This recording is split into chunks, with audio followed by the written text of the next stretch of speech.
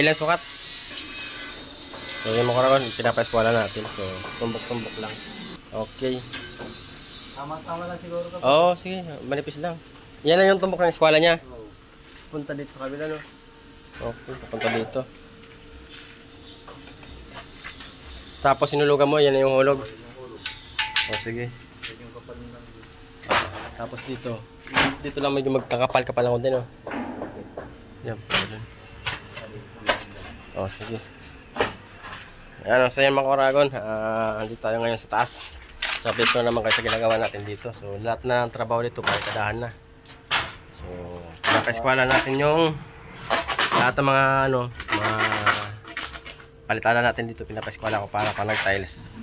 Eskwalado. So, dito si Marshall. Marshall, oh. Pinapalo natin si Marshall. Binabantayan ko. Kasi napakasipag na batang to.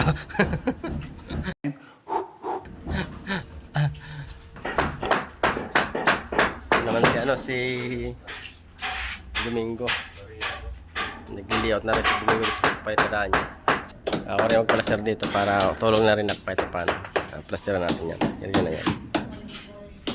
So tapos dito yung bintana, yung nakahain na bintana, nakita nyo sa labas. Ito na yon. So papatakpan natin yan. Yan, pinapasinsin ko para takpan. Kasi yan yung pinakabiga ng ating buong building. So, i-continue na rin papunta dito. Kasi hanggang dyan na lang yung bintana niya sa may header ng biga. Tapos doon matakpan na yun. So, ang makikita na lang yung isang header dito sa may front ng hagdan. Diyan na lang yung mag-high ceiling. Dito hindi na. So, kaya yung tambol dito nung ginawa natin sa labas yung pinagawa ko, tinibag na. So, natibag na yun. So, papalitan na tapos magkakaroon siya ng tambol ng mga 4. Dahil magkakaroon tayo dyan ng paper block or stone design nilalagay. So, dito sa labas yan. Wala na yun dito yung pinaka tambol natin pababa. So, palitan na muna tayo.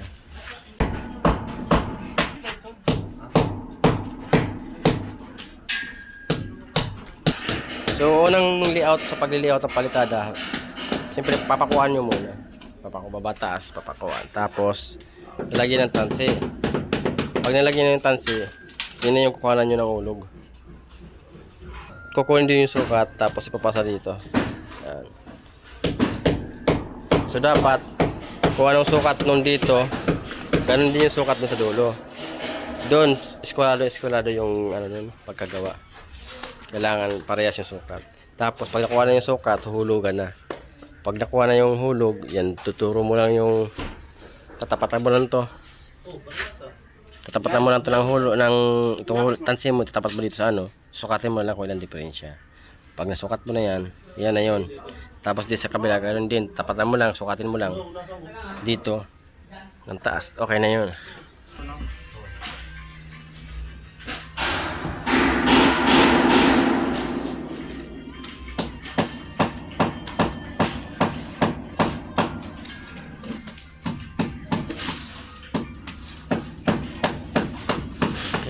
Ilan? 25. 25.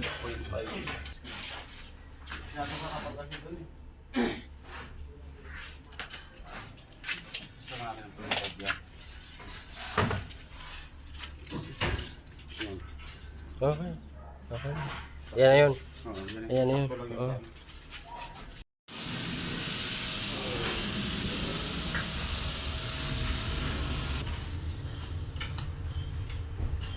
So mga Oragon dito, yung area na to.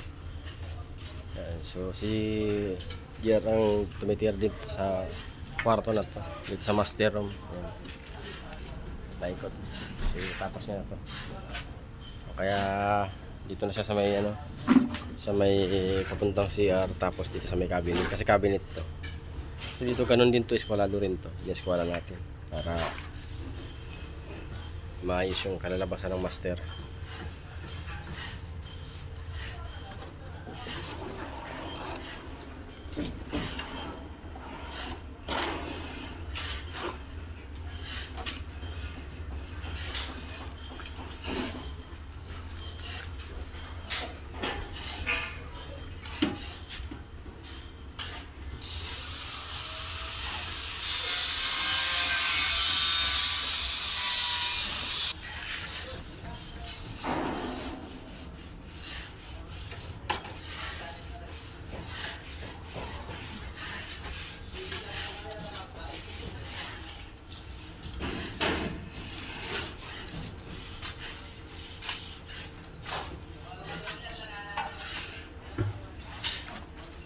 Tapos dito sa taas naman, dito sa ano, yung ginagawa ni Chris, ang ini-welding niya. So tapos na yan, bali maglagay na siya ng mga stopper.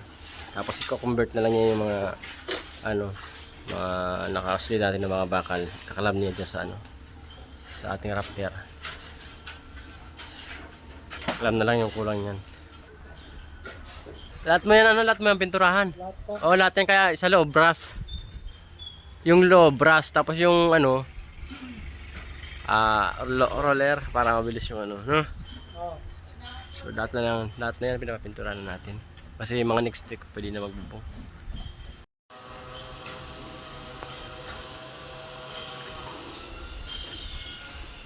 So ang ginamit natin dito na ano, primer, gray. So ano siya, may catalyst na nilalagay tapos may thinner.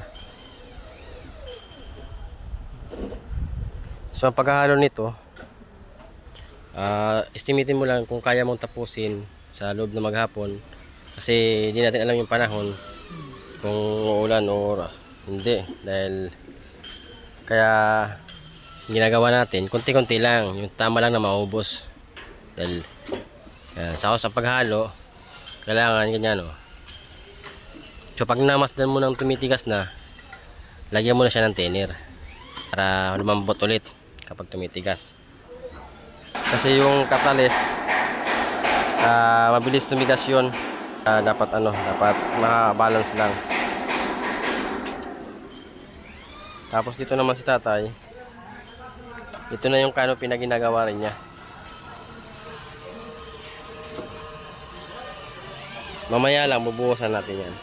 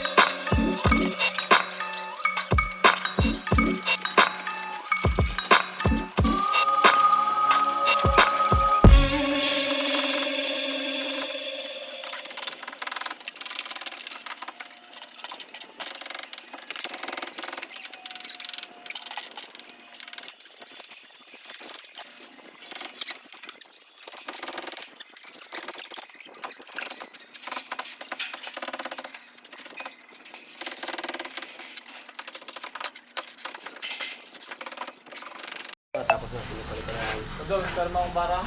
pinapalinis na natin dito. Ito sa filter natin tapos ito yung ginawa natin. Para. Dahil ko na. Tapos dito yung pasidol. Ito. Yung ginagawa pa yun sa kanya. Tapos yung mga kasama natin dito sa kabila. So, yun natin.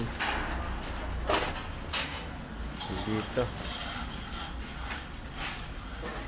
So bali si tutulala na naman. Tutulala na naman siya, lalim na naman ang iniisip.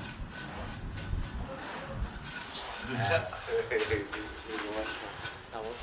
Ito yung dalawa. Kawari niya. Dito. Tapos punta tayo dito sa kabila. Si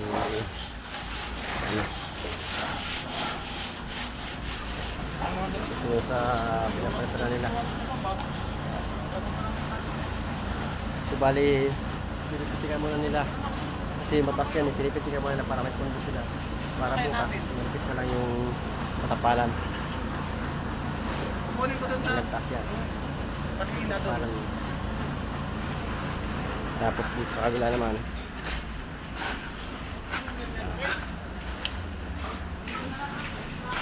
so ayan naman dito si GR. Tapos pinahinga nila na po. Tapos ayan.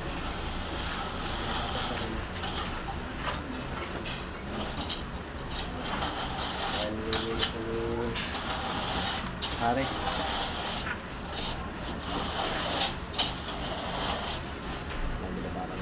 Tapos dito si tatay. Ayan, binuhusan na rin natin. Pinabuhusan na natin yung ginawa niya canopy. Sa taas. Sa taas yan. Bali binubuli niya na. Tapos na. So ayan mga koragon. Medyo lang ating video. Hanggang bukas na madami kita-kita sa next upload natin. Kaya maraming salamat sa inyong suporta sa akin dyan. Alright.